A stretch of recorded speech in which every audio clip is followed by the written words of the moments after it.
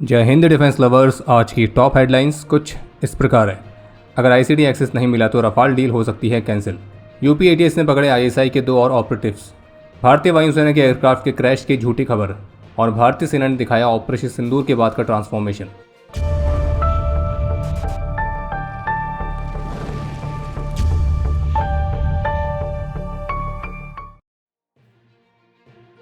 तो जैसे कि अभी तक 114 रफाल फाइटर्स वाली डील को लेकर जो भी रिपोर्ट्स आई थी उनमें ऑफिशियली कंफर्म किया गया था कि इस डील में भले ही सोर्स कोड नहीं है, लेकिन भारत के स्वदेशी वेपन्स को रफाल फाइटर्स में इंटीग्रेट करने के लिए इंटरफेस कंट्रोल डॉक्यूमेंट यानी कि आईसीडी का एक्सेस प्राप्त करने के लिए निगोशिएशंस किए जा रहे हैं। तो अब इसी मामले पर न्यूज़ 18 की रिपोर्ट के मुताबिक इस रफाल डील की बातचीत के तहत भारत ने स्पष्ट रूप से शर्त रखी है कि अगर फ्रांस आईसीडी का एक्सेस देने वाली बात को नहीं मानता है तो भारत इस डील से पूरी तरह से बाहर निकल सकता है। और रिपोर्ट्स के मुताबिक ये एक ऐसा अहम मुद्दा है जो कि इस डील के भविष्य का फैसला कर सकता है। बाकी रक्षा मंत्रालय के सीनियर ऑफिशियल्स को उम्मीद है कि फ्रांस की तरफ से उन्हें आईसीडी का एक्सेस मिलेगा, लेकिन अगर किसी वजह से फ्रांस ये देने से मना करता है तो फिर भारत इस डील से पूरी तरह से पीछे हटने का कड़ा फैसला भी ले सकता है। यानी कहने का मतलब ये कि भारत अब डिफेंस डील में टेक्नोलॉजी की पहुंच और ऑपरेशनल ऑटोनॉमी को एक अनिवार्य शर्त के रूप में देख रहा है, न कि एक अतिरिक्त सुविधा के रूप में।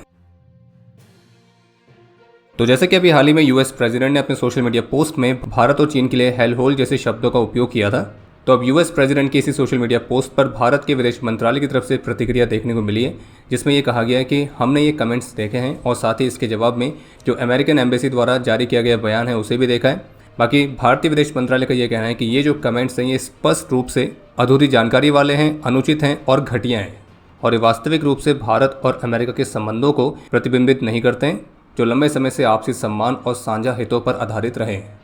हालांकि हमें लगता है कि आपको भी यूएस प्रेसिडेंट के उस फालतू के बयान पर भारत की तरफ से और भी स्ट्रॉन्ग स्टेटमेंट की उम्मीद थी। और जैसे कि हेल होल वाला कमेंट चीन के लिए भी था, तो चीन की तरफ से जो प्रतिक्रिया आई है उसमें ये कहा गया है कि जो बायलैटरल टाइज है वो सम्मान पर आधारित होते हैं, ना कि बयानबाजी पर। बाकी जैसे कि आप सभी जानते हैं कि अमेरिकन प्रेसिडेंट पास्ट में भी और भी कंट्रीज़ के लिए इस तरह की अपमानजनक टिप्पणियाँ कर चुके हैं, जैसे कि फ्रांस, सऊदी अरेबिया, जापान।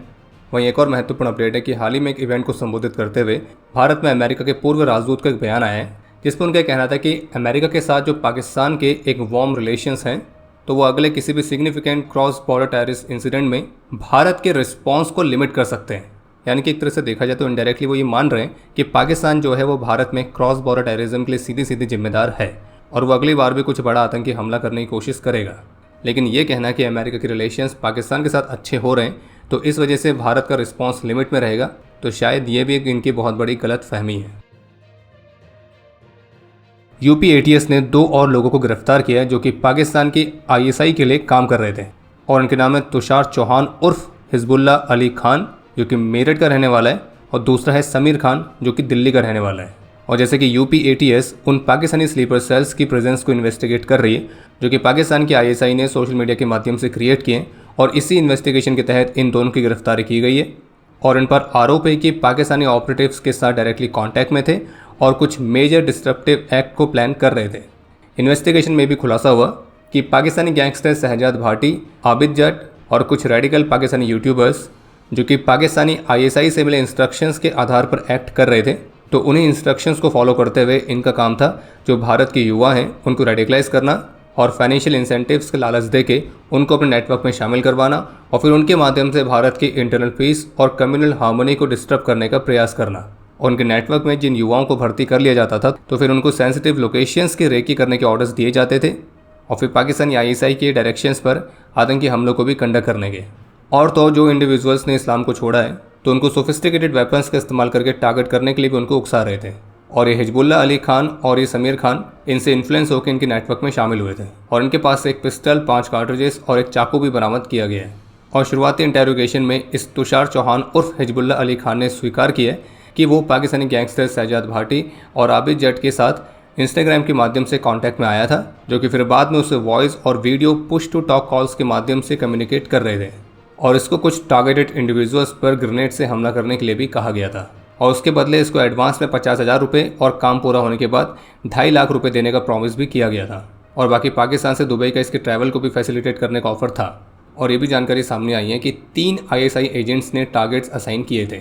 और वहीं जो दूसरा है समीर खान, तो उसको टास्क दिया गया था तहरीक तालिबान हिंदुस्तान जैसी चीज़ें वॉल्स पर लिखने का और इस नेटवर्क में और भी इंडिविजुअल्स को रिक्रूट करने का।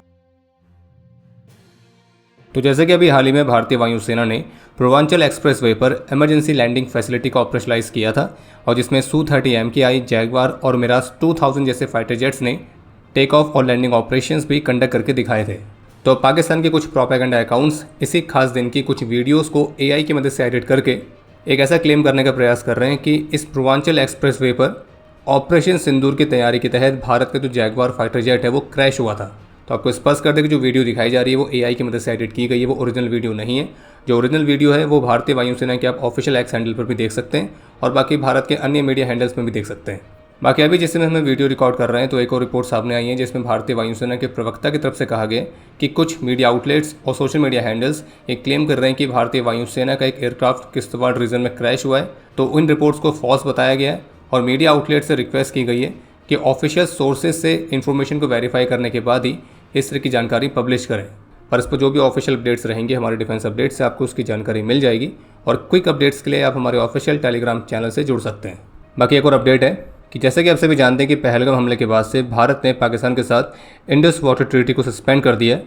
तो अब पाकिस्तान की तरफ से पूरे डिप्लोमेटिक एफर्ट्स चल रहे हैं कि इस मुद्दे को किसी तरह से अंतर्राष्ट्रीय मुद्दा बनाया जाए और इसके लिए पाकिस्तान ने एक बार फिर से UN सिक्योरिटी काउंसिल से इस सिचुएशन पर ध्यान देने के लिए आग्रह किया है और भारत से आह्वान किया है कि वो इस इंडस वाटर ट्रीटी को पूरी तरह से इंप्लीमेंट करे, सभी कोऑपरेशन को रिज्यूम करे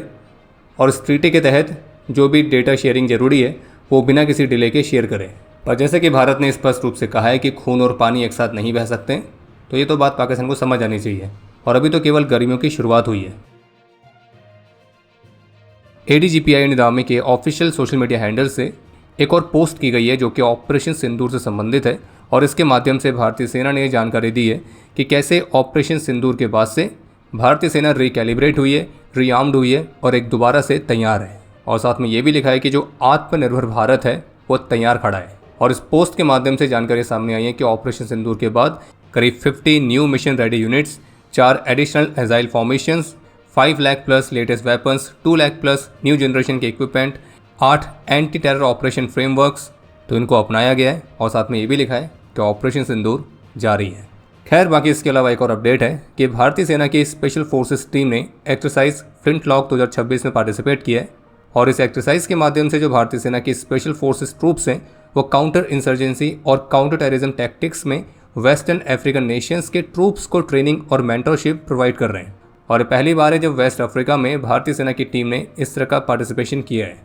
चलिए बाकी अब समय है आज के इतिहास का। आज के दिन 2017 में छत्तीसगढ़ में एंटी नक्सल ऑपरेशन के दौरान CRPF के 25 वीरों ने अपना सर्वोच्च बलिदान दिया था, जिनमें शामिल हैं इंस्पेक्टर रघुवीर Singh, SI KK Das, ASI Sanjay Kumar, ASI Rameshwar Lal, ASO Naresh Kumar, head constable Surendra Kumar, head constable Bannaram, head constable KP Singh, constable Naresh Yadav, head constable Padambhan M, constable Saurabh Kumar, constable Abhay Mishra, constable Banmal Ram, constable NP Sonkar, head constable Ram Mehar, constable Arup Karmakar, constable KK Pandey, constable Bimal Chandra Barman, constable P Alok Pandi, constable Abhay Kumar, constable N Senthil Kumar, constable Thirumurugan, constable Ranit Kumar, constable Shesh Singh और constable Manoj Kumar आज के दिन 2003 में जम्मू कश्मीर में एक operation के दौरान अपने अदम्य साहस और वीरता का परिचय देते हुए मेजर L वर्गीस वीरगति को प्राप्त हुए थे। आज के दिन 1956 में नागालैंड में अपने अदम्य साहस और वीरता का परिचय देते हुए हवलदार जोगिंदर सिंह ने अपना सर्वोच्च बलिदान दिया था और इन्हें मरणोपरांत अशोक चक्र से सम्मानित किया गया। और आपके लिए आज का प्रश्न है कि भारतीय वायुसेना की इन्वेंट्री में मिड एयर रिफ्यूलिंग के लिए कौन सा एयरक्राफ्ट इस्तेमाल होता है। और अब समय है आज के टॉप 3 कमेंट्स का, जो ये रहे आपकी स्क्रीन पर।